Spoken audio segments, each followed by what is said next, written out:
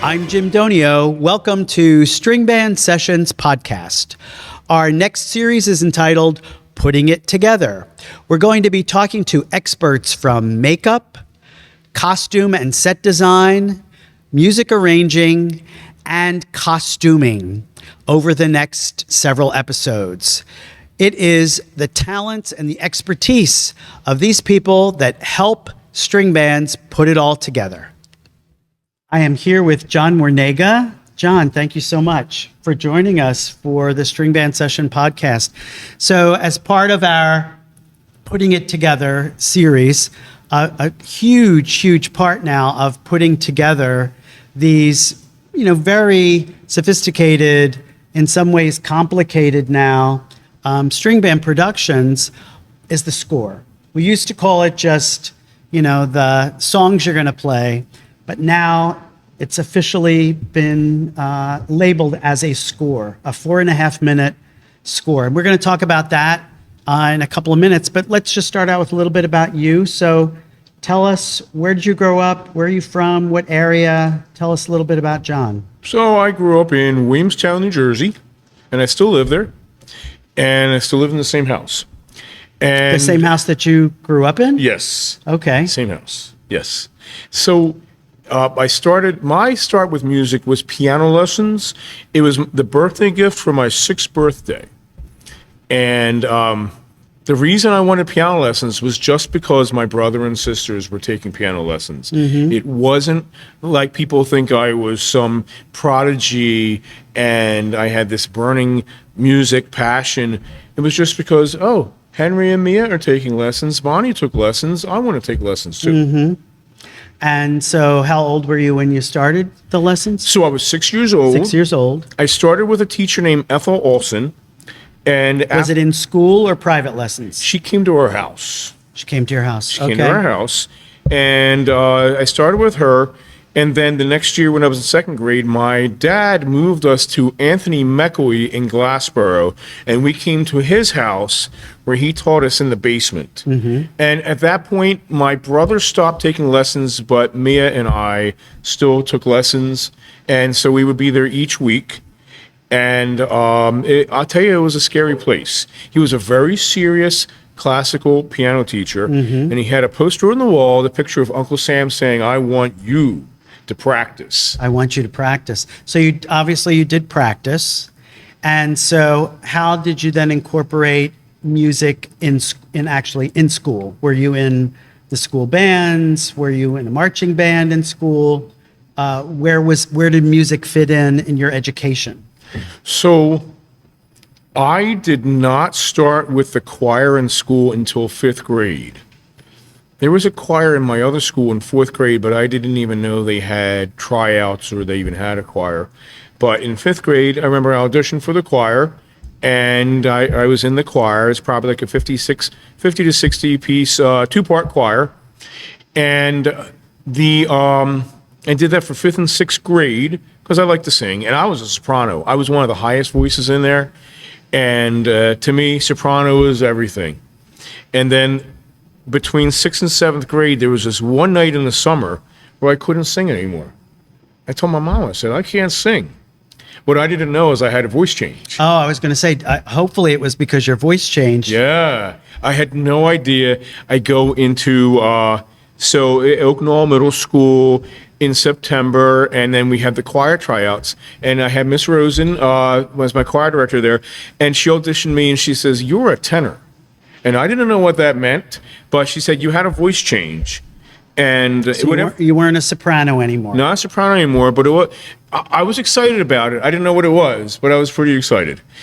And I played piano. I read pretty well. So she had me be the piano accompanist. She did not have a tenor and bass section in the choir, only soprano alto.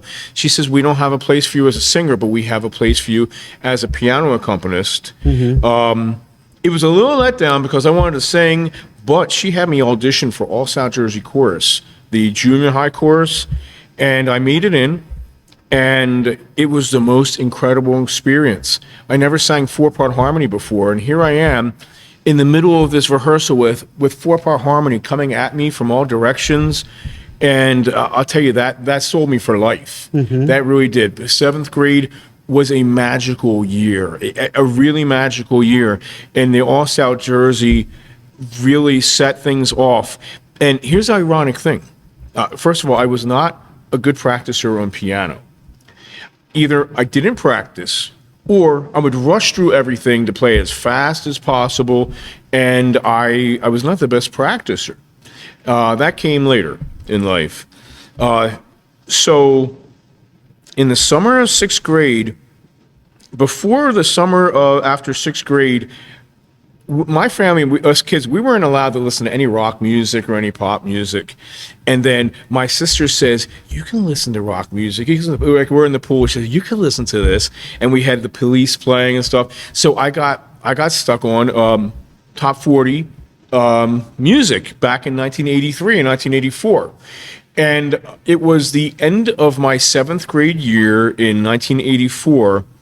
And my dad came in the living room, and I was playing some pop song on the piano. And he says, because you're playing all that junk, I'm going to stop your piano lessons. So I could have defended myself. I could have said, no, I'm going to take the piano lessons. I'll do that. But as a seventh grader, it was a chance to be free, and I no longer had to practice. So I just let it happen. Yeah. I just let it happen. So as time progressed, did you pick up other instruments? Yes. Or did you Yes. stick with the piano, and then you go into junior high school, what happened as your kind of musical journey continued to unfold? What other instruments did you take on? So in elementary school, I wanted nothing to do with the band. I remember one time they had me play piano. I believe I was in fourth grade, and they did the theme from the Waltons, and there was this piano part for that. But I did not want to play in the band. I just could not stand the sound of it. It might have been all the squeaky clarinets. I don't know. I just didn't like the sound. And choir was my life, and piano was my life. So high school, obviously, I signed up for choir class, and I couldn't wait to be singing 4-part harmony every day in that school. My sister comes home. It might have been the first day of school. We need a bell player in the band, the glockenspiel.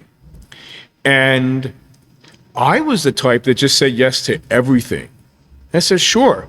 And what I forgot was back when I was fourth and fifth grade, we'd have the Halloween parade in my town, and the marching band would go by, and I used to ask my mom, what are those bells? She says, they're called the glockenspiel. And I remembered it. She had to say it once. And I even asked about glockenspiel lessons when I was in fifth or sixth grade, when the music teacher asked if anybody wants to take instrument lessons, and obviously they didn't teach glockenspiel. So I was basically revisiting something that I really loved as a child. And so here I am playing the glockenspiel and xylophone and whatever mallet instruments, and it was just like a piano. It had the white keys and the black keys, and I already read all the music. I got tired of carrying that. So I had this big xylophone I carried in parades, and I was having back problems. And I never had back problems till ninth grade. And I just got tired of all the weight. And back then, I was part of the marching band drill. We didn't have the pit up front. That was something new. We marched with it, and it was a bad problem for my back. So when I was in 10th grade, I went to Old Town Music, and I started taking saxophone lessons with a teacher named Tony Diano. And I took the lessons, and it was at the end of my sophomore year that the band director put together a jazz band. And I told him, I'm going to come with my saxophone. And I don't know if he believed me or whatever, but then I came there and I had the saxophone. So the junior year in high school, I played saxophone in the high school band, and I didn't have to carry that. It's not like the bell lyre that we have in the string bands. That's very light, and this xylophone was very, very heavy and was very wide. And so because it was horizontal. Horizontal. I know playing the bells, glockenspiel, and the string band, of course, it goes out in front of you. It's also hard on your back, particularly if you're a small person, as I was at the time. But what was helpful is that the back piece would pull me back this way, and the bells would pull me forward this way. So I did have a little bit of a center of gravity But when it's this way, I can just imagine it would be too much pressure on the Yeah. back. So then what happened? So another instrument I was introduced to in high school was the organ. I joined the church choir, 10th grade, and I absolutely loved it. Another experience singing four-part harmony, and there were some beautiful arrangements we had at the St. Mary's Choir. And every once in a while, the organist had to be out, and he asked me to play organ. So I played organ. I didn't know how to play the pedals, but at least it got me started on organ. And then I got my first organ job during the senior year in high school, and I played for St. Patrick's in Woodbury. And that was when I started working with the pedals. So at that point, I had the piano, saxophone, the glockenspiel, mallet instruments, and I had the organ. So I had 4 instruments, and this is before going to college. And then the last instrument I learned during high school, no, there's 2 more. My sister comes home, Mia, again, she joined Broomall String Band. John, we need accordions. And so I joined Broomall as an accordionist. And when I was there, I took an interest in the banjo. I was never around a banjo before. I've seen them, but I've never seen them in real life. So after every rehearsal, I would ask somebody if I may borrow his banjo. So by the end of my senior year, I was getting pretty good with banjo.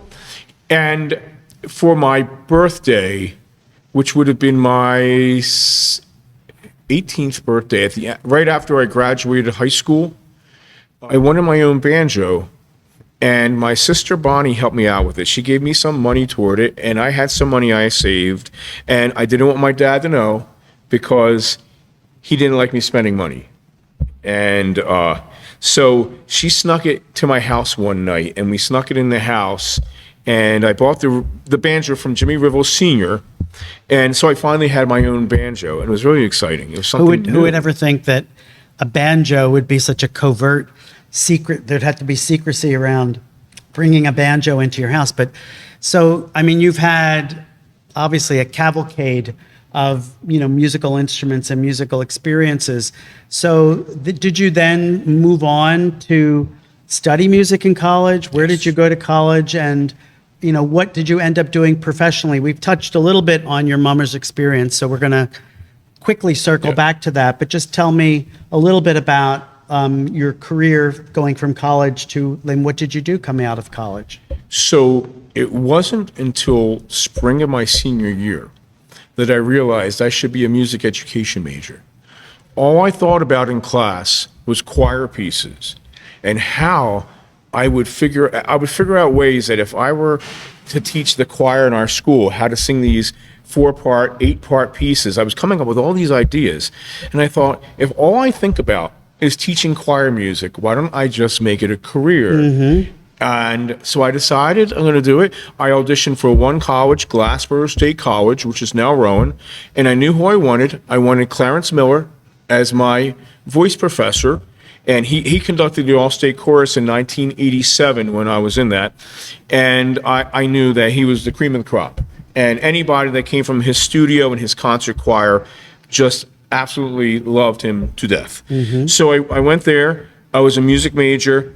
And I was the interesting one in the school because I would come in with my banjo. I would have I don't know if I brought the accordion, but I'd have my banjo with me a lot there.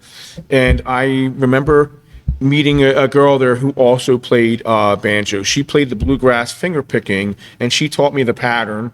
And so I was like the oddball that had a banjo in a music ed department where everything was classical or jazz. And all the jazz majors had to play classical. So everybody was playing classical. And here's this kid coming in with a banjo. With a banjo. So you get your degree and you continued professionally to be a music educator? A music educator, yes.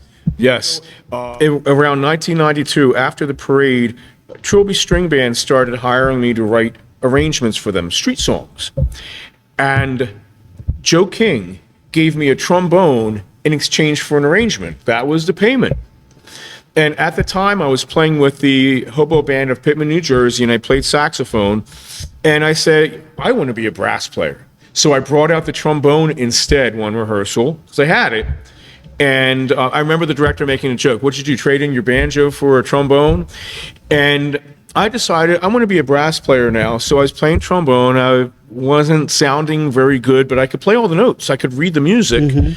And because I can thank Joe King, because of that, now I'm playing all the brass instruments. I could play trumpet, French horn. You are the, I guess, textbook example of a one-man band. I mean, you can play all these instruments. Now, you did mention your sister being in Broomall String Band.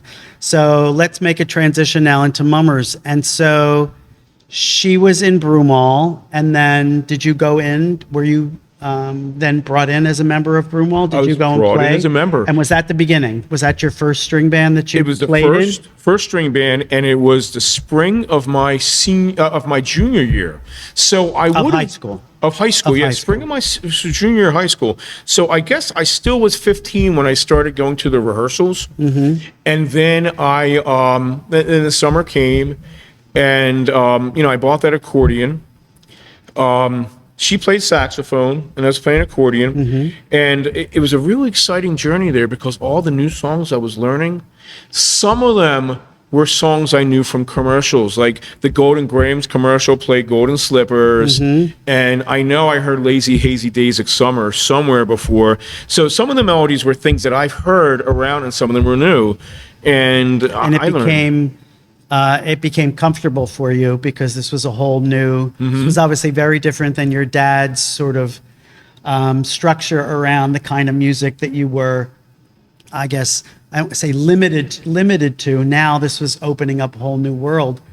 Was there anyone else besides your sister, family in Mummers or in string bands, or was it just the two of you? So my mom had an uncle, Berkey Linsky. And if you're watching this podcast, I'm trying to find out what string band he was in. Okay. And it might have been in the 20s or 30s, maybe the 40s. He went by the name Berkey Linsky, and my relatives think he played saxophone In some string band. But for you, it was just you and your sister in Broomall to start out with. Yes. And then take us through, how long were you in Broomall, and then when did you move on to other bands? Broomall was a short journey. I learned a lot in Broomall. Like I learned to play banjo. I wrote my first two arrangements for instruments when I was in Broomall. I have the Piano Roll Blues and Cherokee, which I now have on YouTube as a multi-track. And so in Broomall, I was only in Broomall from like late spring of 1988 until the show of shows of 1989. Okay. And so this is where things get interesting, the twisting and turning. So I did the Mummers Parade, and it's something I grew up hearing all the time, but I got to be in it. And the band that I absolutely loved was Quaker City. They had this beautiful vibrato, which I found out it was from Harry Sheldon Sr., and just beautiful vibrato in the sound. And their intro and all their transitions had these real beautiful jazz chords, which I found out later were written by Michael Quayle. Fox wrote. So you're referring to Quaker City from the 1989? 89. 89. So No Business Like Snow Business. Yes. For which they won first prize. Yes. And it actually did snow, which is ironic that here they do this theme and people are saying, oh my God, they're at City Hall and it's actually snowing. What would be the chances of that? But they did win first prize. They did. For that. So you admired that. I just admired how beautiful they sounded. And at that time, I thought they deserved the #1 spot. People argued and said there were other bands that should have won. And I didn't argue too much because I was new in the Mummers, but I thought their sound was so beautiful. That was the spring of my senior year in high school. And my sister talked me out of joining Quaker City. She says, parking's going to be really bad over there. They're not going to be a friendly bunch of people. You're not going to like it. And she had some friends in Polish American, and she talked me into going to Polish American. Did she go too? It was an all-male band. And it still is. She couldn't have gone. You're correct. Sure. Yes, she couldn't have gone. So she wanted to, but she couldn't. So she talked me out of Quaker City. And there was a reason why it actually worked out well for me. So I went to Polish American, and I came in as an accordion player. But for New Year's Day, they had Lou Liscio had to have surgery, I think, and there was a medical problem. He had to drop, and Frankie Foyle called me. He says, "I heard you play banjo." And I just said yes. I didn't tell him I only played for less than a year. So they gave me a suit as a banjo player. So my second parade, I was actually playing banjo, which was a total new experience. So your 1990 was Polish American? Yes, And they won. they did. In Yes. 19, are you from Dixie? Yes. In 1990. Yes. So that was pretty amazing. So Yes. your second parade, you finish in first place. Yes. In first place. Do you remember what that felt like? I remember saying, shouldn't I have seen a second place before I got to first? But I remember it was just like, is this real? Did this really happen? And I remember champagne all over the place, getting wet with champagne. And I remember we paraded down Allegheny Avenue, that night. And it was so exciting for us to win.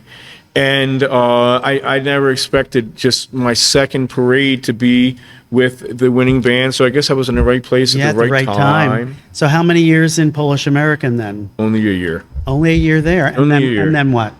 So You won first and then you left. So here's the ironic thing. I love the sound of Quaker City. And when I first heard them, and I really wanted to go there.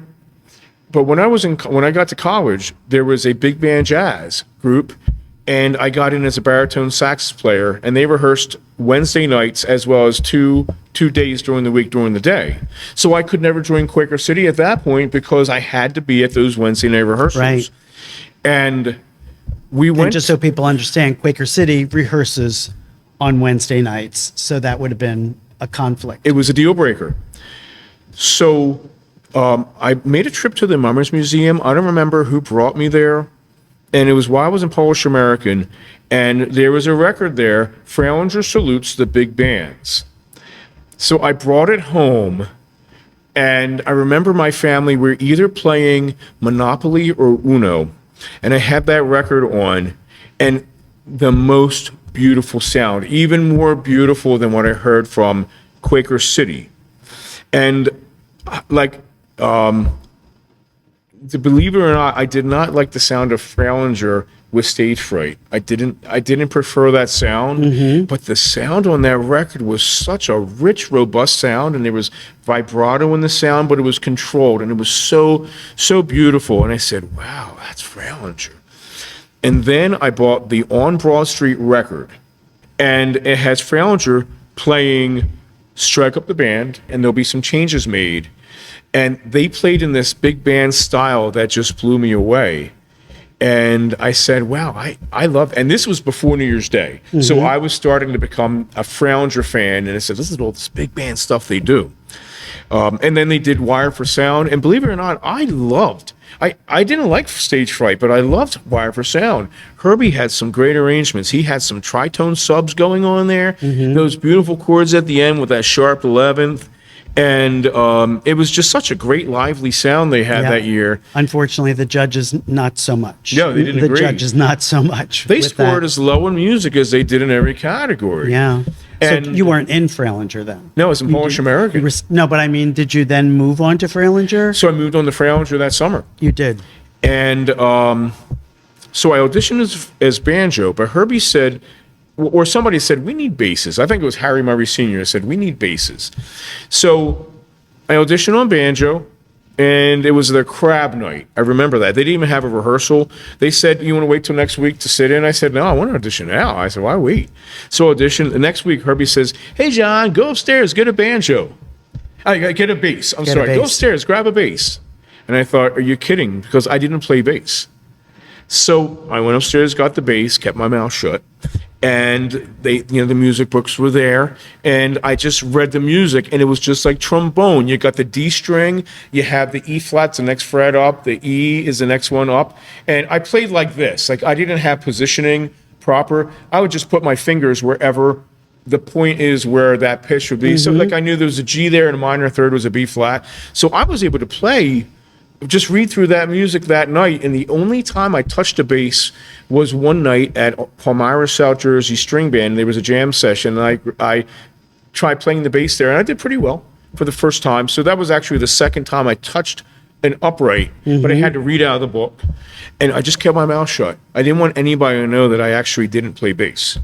There was one night I asked Harry Murray, I said, okay, what's the real positions? And he taught me what to put there for the A and the B flat and the B and the C and everything. And so did you pass your test playing the bass? There was no test. They just brought you in. Herbie just figured I can do it. So he just put me in the bass set, just plopped me there. Plopped you there. And how long were you in Fralinger then? Fralinger, so I marched in 3 parades. I got a suit in 92, 93, 94. And then where? Then from there? I was hired as an arranger. Okay. So so you officially began your music arranging in a bigger way at that point. Yes. For string band. And was Fralinger the first string band that you arranged for? Fralinger was the first band that actually used my arrangements. Okay. Broomall. And was that for just individual songs, or was that the first New Year's arrangement that you did? So I wrote them a few pieces. I remember I did an arrangement of Take the A Train, and we tried through for the summer. It was, and back then I was writing music that was actually above the level of rhythm reading of string bands at the time. So there were some struggles with that. Then I moved on from that. And so we had the Indian theme we were preparing. And Herbie came to me in the summer of 91. He says, I want you to write part of this routine. That was for 1992 was Fralinger Has No Reservations. Correct. Yes. Correct. So, of course, I'm in shock for the night. And so in the fall, I brought them an arrangement of They Call the Wind Mariah. And I used probably every chord I've learned in my whole life in there. Just jazz chord after jazz chord after jazz chord. I didn't realize how hard of a banjo part was because ching, ching, ching, ching, ching, ching, ching, ching, ching was going on. But so we played that in the parade. But he asked me to take 10 Little Indians, and he wanted and he wanted me to harmonize it. So what he was doing was what Jim Fox did in the 80s. He would write the score, and he'd have the transitions, and he would give the transitions to Michael Quayle in the introductions. And this is now Quaker City you're talking about. Yeah, so Quaker City in the 80s. So he would do what's called reharm. Reharm is when you come up with different chords and you have jazz chord substitutions. So Michael Quayle, like if you listen to that real robust intro of 1985 with the Scarecrow, that's all Michael Quayle's chords. So Herbie was kind of taking the same route as Quaker, asked me to harmonize 10 Little Indians, and I did a sort of a super sax type voicing where there's a chord moving on every note. And so we had that. And then one day I slipped in this little piece of paper. I said, hey, Herbie, take a look at this. And it was a piece of Sing, Sing, Sing. It was do, do, do, do. And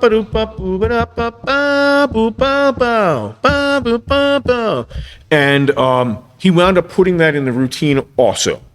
And everything was all handwritten. I was not on a computer yet for music. And so he used that in there.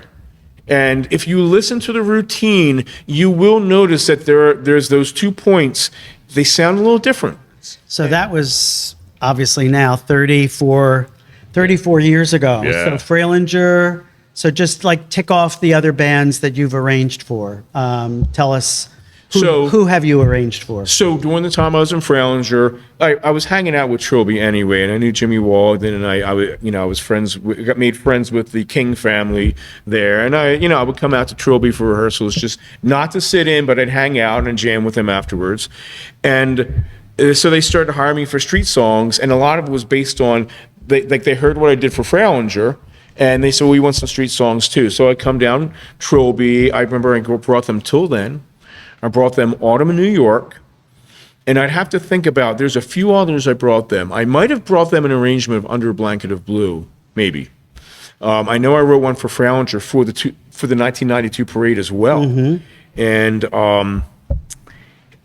so it was in the summer of 1994.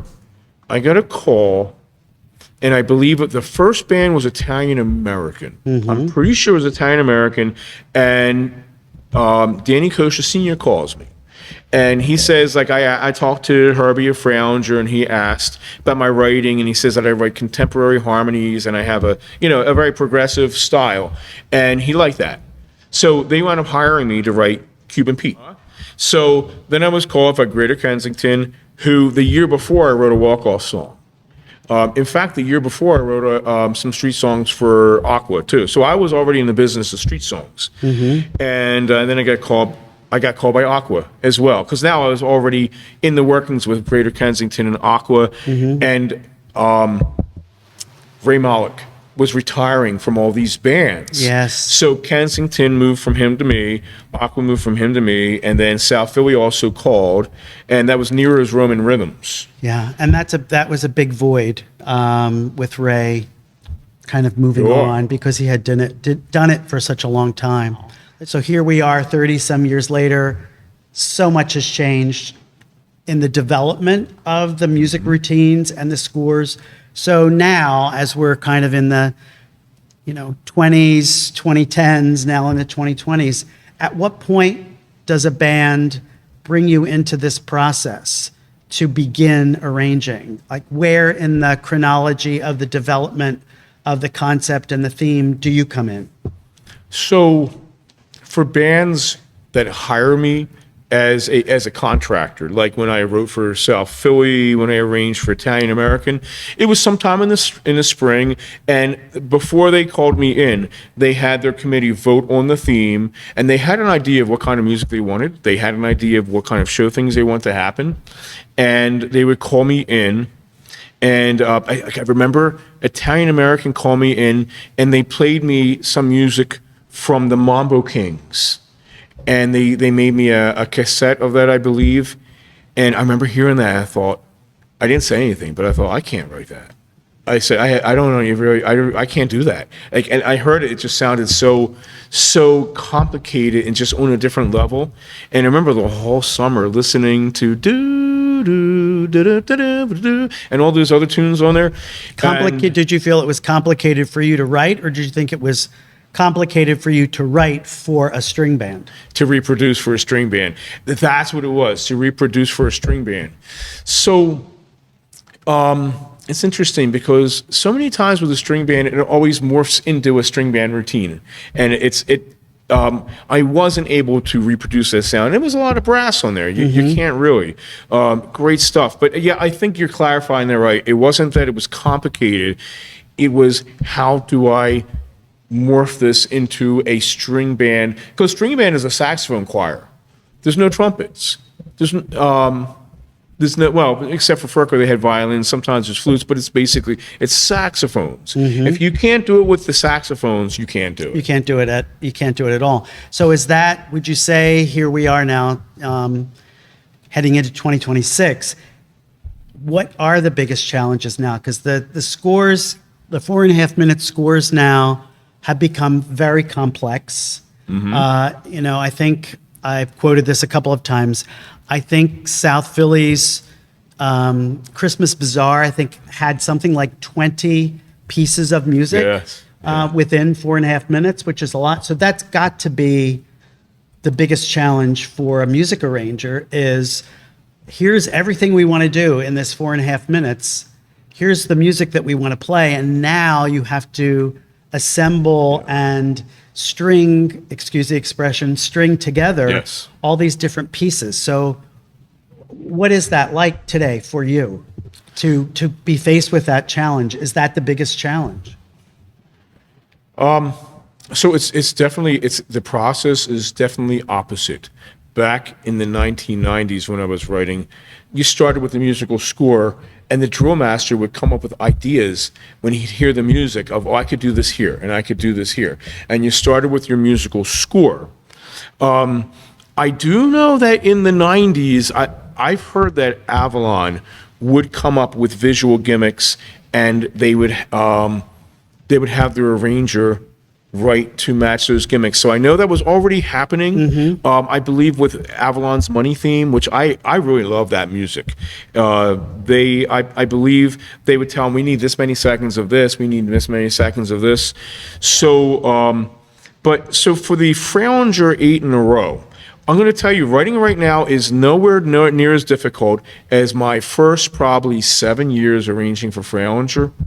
I always say, I felt like I didn't know what I was doing. And I would try things, and I knew I had to have something above everybody else. Fralinger had not won for 15 years before we did that night theme. 15 years. We were called the King of the Seconds.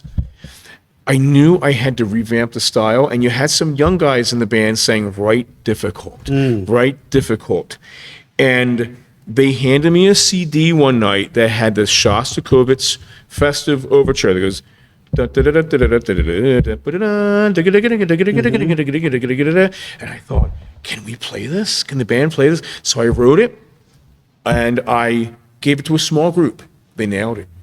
So we gave it to the whole band. And we were heading for a new style. Our new style was, a lot of it was propelled by Franny Rothwein's Russian theme from 1999, where he had all the orchestral music. Reflections of Old Moscow, Yes. right? Yes, and he had all this orchestral music. So we were getting more of an orchestral sound, whether it was like a traditional orchestra playing Baroque and classical and romantic, or even a pops orchestra sound. And I know when we did the pirate routine, it was very orchestral. It was like an orchestral score. It probably transferred very well.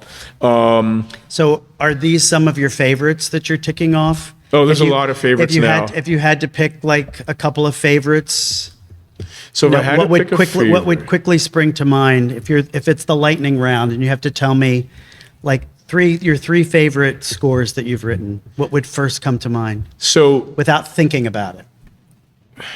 it's hard to pick a favorite because it's been so many years. Well, I'm giving you three. You're going to give me three favorites. All right. A theme that did not win, that got us a very upsetting prize, the Ukrainians. I thought that was, to me, it was a perfect Fralinger. I felt it was a perfect musical score. At the Golden Gate of Kiev. Yeah. That score, just such richness in the inner parts. The runs were just fierce. And we got two amazing recordings in December 7th and December 14th, that you can see here on YouTube. And I put a slideshow of Kiev on there, on one, and I put a slideshow of pictures of them in parade on another one. And they sound like the Philharmonic. And they were playing in the gym. Okay, that's one. Give me two more. That's one. Okay, let me think. So if I combined the musical score with show together, I would have to say the Fralinger Cowboys 2008, the energy level, the entertainment of the show, the music intertwined. The music really told a story. The show really told a story.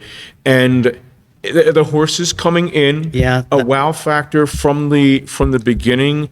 I put that one on the top. So one more. Oh, you're killing me. You're killing me. You've given us two Fralingers. Do you have anybody else that's in your favorites? All right. I'm not going to pick another Fralinger. I have a few other absolute favorites from there, but let me diversify. My favorite current theme of the ones I've written now would be Heavenly Harmonies for Ferko. Okay. We had some songs that are very dear to me. We had two songs from Godspell, All Good Gifts, which I used to binge watch on YouTube. Day by Day, which was a song I played when I was in 4th grade when my piano teacher had the Pops program, and I just loved all the major sevenths. We had, we did the Burt Bacharach. I love Burt Bacharach because that's another thing I grew up with as a child, is Burt Bacharach music, and we did Say a Little Prayer. Yeah, I love that score, the Heavenly Harmony score, for all the reasons that you just said. Yeah. Because I felt like it was resonant and contemporary feeling, even though the theme was sort of this broader, fantastical, kind of production that they had. And I don't want to overlook the fact you are wearing a Ferko shirt, So when did you come to Ferko? So to get to that point, it was 2019 going into 2020, and I really felt that I've done everything I could for Fralinger, and I really felt like I had nothing else left. And I'm working on this routine, and there were numerous reasons that I just felt I had to stop writing. And I just felt it was going nowhere. And so I stepped down from writing, and they got Herbie Smith to write this space routine for the next year. I took a suit, and then I felt it was time to go from the band. It's just, I guess God was talking to me in February, and he says it's time to go. So I sent a resignation email, and they were very thankful for the years I put in there. And I decided I don't want to be a mummer anymore. I want to be an observer, and I just want to watch the parade. And so for 2022, when the parade came back, I was at the judges stand. I was in the VIP seating right next to the judges, and I got to watch the bands. And I was pretty impressed. A lot of the bands sounded really good. And I got to hear things live, but I did feel left out, and I did feel like, I'm not a part of this, and I wanted to be a part of it. So you came back to Ferko. And I didn't bring myself there. The year before, Anthony Salenza called me. I knew what he was up to, and he was asking me to write for Ferko. And this was before the 22 parade, when I wanted nothing to do with writing for string bands anymore. and he's in the conversation, he said, we want to have a Bill DeBias type sound. He said that so many times. I said, why don't you hire Bill DeBias to arrange for your routine? He says, I never thought about that. I say, if that's the sound you want, why are you going to try to get me to reproduce it? And I didn't want to write anyway. So we did the parade. 2 weeks after the 2022 parade, I get a text from Scott Grazer. And Scott and I go back to Fralinger in the early 90s. We were kids at the time. No, we go back to Broomall. I'm sorry. He was in Broomall with his dad there. And so I thought he needed help for something for his school, maybe an arrangement for his school choir, because he's a music teacher too. So I call him up. He says, we want you to write for Quaker. And I said, what? I did not expect that, because they had Chris Farr. And he says, Chris Farr was stepping down as their arranger, and they want me. And I said, I need to think about this. I really do. Because I left Fralinger, but I didn't leave Fralinger as a severance. I felt like I was still a Fralinger guy. I didn't feel like I was out, like totally separated from the band. I just wasn't a member anymore. I didn't see the point of being a member at the time, because I wasn't able to make the jobs. I wasn't writing. I wouldn't take a suit. And but I didn't feel like I was severed from there. And I said, I don't know. So then they scheduled a meeting at the club the next week. Not walking into Fralinger's club and going to the other end of the block did kind of creep me out, that I was being talking to them about writing. And, very nice to me. And they laid everything out. And I said, I need a week to think about it. And I had to do some soul searching. So I made some phone calls. And the last person I called was Herbie Smith. I asked him, what do you think? He says, you've got talent, you should write. He said, you should do it. So you agreed. So I agreed. Agreed to do it. And who are you writing for this parade for 2026? So I have Quaker City, Ferko, and Greater Kensington. So the answer to your question about Ferko, Quaker City opened the floodgates. Once I became a contractor for them, I was free reign for any band. A few weeks later, Salenza called. I was waiting for his phone call. I knew he would. And I had a yes. I didn't tell him yes right away. I tortured him through the phone call a little bit. And then I said, do it. So I came up there, and I brought them 3 simple arrangements, very basic. And I wanted to keep things like the old Ferko style. And they had a meeting that night, and they said, we're going to hire you. And meantime, Matt Gibson, the music director, says, write difficult for us, write difficult music. And I didn't know what the band can do, but I took his advice. And like, as you see the Angel theme, that was a very difficult set of music there that people were very surprised. Ferko's a very small band with some really talented players. It reminds me of the South Jersey of the 80s. It was a small band, but they used to place well because they had good musicians. Yeah, and they were very creative. They were Yeah. innovative. Yes. I think sometimes we forget as we look back in time. We kind of zero in on certain bands, but we, in some ways, overlook Yep. Palmyra, South Jersey, and then Yeah. just South Jersey by themselves. So you're doing, we said Ferko, Quaker, and Kensington Yes. for 2026 parade. Yes. Well, we'll look forward to hearing. We'll look forward to hearing that. I'm going to be starting my visits to music rehearsals in the next couple of weeks, so I'll be excited to Very good. hear the routines as well. Thank you so much, John, for You're doing welcome. this and for some wonderful stories and experiences that you've had, because music is the core. We are bands, after all, so the music is the core of what we do, and the arranging has developed and changed so much over the years, and you've been the constant for 30 plus years in doing this. So thank you so much. You're welcome. Thank for you for having joining me. us so much. That's John Wernega, music arranger extraordinaire. Thanks for watching the String Band Sessions podcast. You can find all of our previous episodes on the String Band Association's Facebook page, our YouTube channel, Spotify, and Apple Podcasts.